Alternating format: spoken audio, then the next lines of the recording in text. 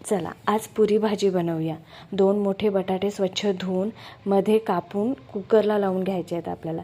आता यामध्ये फक्त आपल्याला अर्धा ग्लास पाणी टाकून घ्यायचे आणि भाजीसाठी आपल्याला 1 मोठा कांदा, कोथिंबीर, कढीपत्ता आणि 2 मिरच्या, बस एवढंच सामान लागणार आहे। आता तोपर्यंत आपण पुरी बनवण्यासाठी 3 पेले गव्हाचं पीठ घेतले, 2 चमचे रवा, थोडंसं मीठ, थोडीशी साखर आणि 1 चमचा हे तूप टाकून आपल्याला पीठ मळून घ्यायचे।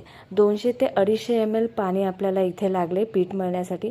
पीठ थोडं घट्टच मळून घ्यायचं आहे आपल्याला। जास्त सैलसर मळलं की पीठ जेव्हा आपण पुऱ्या तळतो पुऱ्या जास्त तेल शोषून घेतात।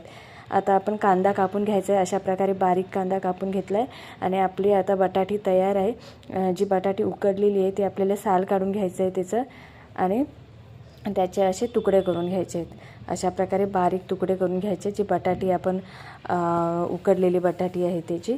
आणि आता गॅसवर आपल्याला पातेलं ठेवून घ्यायचं आहे आणि ते पातेलं गरम झालं की त्यामध्ये 2 मोठे चमचे तेल टाकून घेतले आणि तेल गरम झालं की मोहरी तडतडली की थोडंसं जिरं टाकायचं आहे आणि आता आपल्याला हे सगळं एकत्र टाकायचं आहे। कोथिंबीर कढीपत्ता, मिरची आणि कांदा बारीक चिरलेला आणि हे चांगलं परतून घ्यायचं आहे आपल्याला।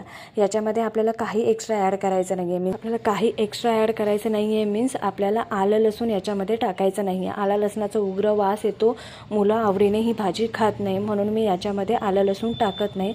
आल्याचा एखादा तुकडा जरी दाताखाली मुलांना आला तर मुलं भाजी खायला बघत नाहीत बटाट्याची। त्यासाठी मी कधीच याच्यामध्ये जे आपण साधी सिंपल बटाट्याची भाजी करतो त्याच्यामध्ये मी आलं आणि लसूण टाकत नाही। आता त्याच्यामध्ये मी मीठ आणि हळद टाकली आहे आणि बटाटी आपली जी उकडलेली ती टाकून चांगली परतून घेतली आहे भाजी आणि कोथिंबीर टाकून ही अशी परतून चांगली घ्यायची आहे। आता आपल्याला ही गोळा चांगला एक मोठा गोळा काढून घ्या चपातीच्या पिठाचा आणि हे बघा त्याची आता मोठी गोल चपाती लाटून घ्यायची आहे आपल्याला। मीडियम चपाती लाटून घ्यायची आहे मीन्स एकदम पातळही करायचं नाही आहे।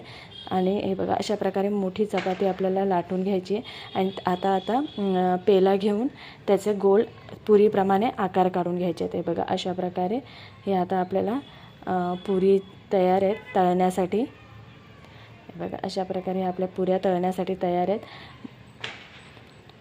आणि गरम तेलात ही पुरी सोडली की बघा अशी टम्म आपली पुरी फुगते आणि ही आपली पुरी तयार आहे। हे आपले आता पुरी भाजी खाण्यासाठी रेडी आहे मुलांना। हे बघा किती छान पुरी आपली फ्राय झाली आहे, अजिबात जास्त तेलही शोषत नाही, तुम्ही बघू शकता। खूप छान झाले आहे। थँक्यू।